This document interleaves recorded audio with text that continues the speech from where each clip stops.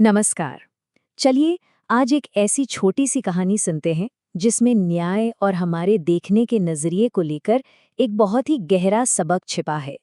और ये पूरी कहानी ना बस इसी एक सवाल के आसपास घूमती है। सोचिए जरा, आराम के सिर्फ एक पल की कीमत आखिर क्या हो सकती है? क्या हो सकती है? तो कहानी शुरू होती है एक रानी की दासी से। अब सोचिए, उसकी पूरी दुनिया रानी के उस आलीशान कमरे तक ही सिमटी हुई थी। और बस, उसकी एक छोटी सी इच्छा ने पूरी कहानी का रुख ही मोड़ दिया। तो होता ये था कि वो दासी हर रोज बड़ी लगन से अपना काम करती थी। रानी का बिस्तर साफ करना, कमरे को एकदम ठीक ठाक करना और बिस्तर पर खुशबूदार इत्र छिड़कना। मतलब हर दिन वो अपने हाथों से एक ऐसा माहौल बना देती थी जो बहुत ही आरामदायक और आलीशान हो। फिर एक दिन क्या हुआ, काम करते करते वो बेचारी बहुत थक गई और ठीक सामने था वही आरामदेह बिस्तर जिसे उसने खुद अभी अभी तैयार किया था। बस उसे देखकर उसका मन ललचा गया।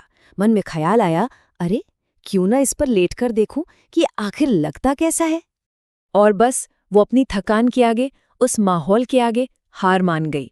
जैसे ही वो बिस्तर पर लेटी, कमरे की ठंडी ठंडी हवा ने उसे फौरन गहरी नींद में सुला दिया, पलक झपकते ही। और बस यहीं से कहानी में असली टकराव शुरू होता है। दासी के आराम के उस एक पल की कीमत बहुत भारी पड़ने वाली थी, और वो भी फौरन। अब हुआ ये कि ठीक उसी वक्त रानी अपने कमरे में आ पहुंची और उसने जो देखा, उसकी दासी उसी के शाही बिस्तर पर बड़े आराम से सो रही थी। बस ये मंजर देखते ही रानी का तो पारा चढ़ गया। गुस्से से एकदम आग बबूला। सोचिए, एक तरफ दासी की वो मासूम नींद और दूसरी तरफ रानी का उबलता हुआ गुस्सा। रानी ने एक पल नहीं लगाया, फौरन सजा सुना दी। उस एक पल के आराम की सजा थी पूरे 60 कोड़े।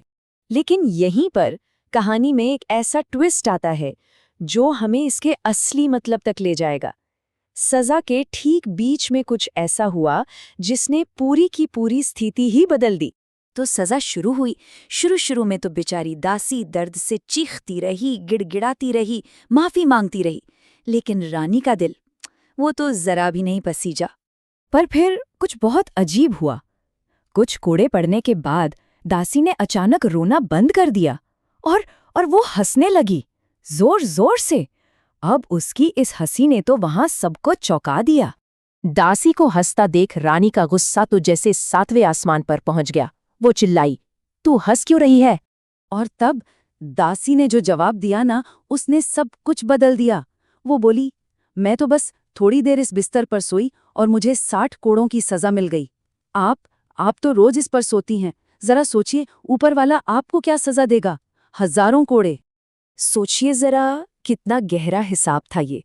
दासी ने अपनी सजा को एक बहुत बड़े पैमाने पर रख दिया था कि भाई, अगर कुछ पल के आराम की सजा 60 कोड़े हैं, तो जिंदगी भर के आराम की सजा क्या होगी?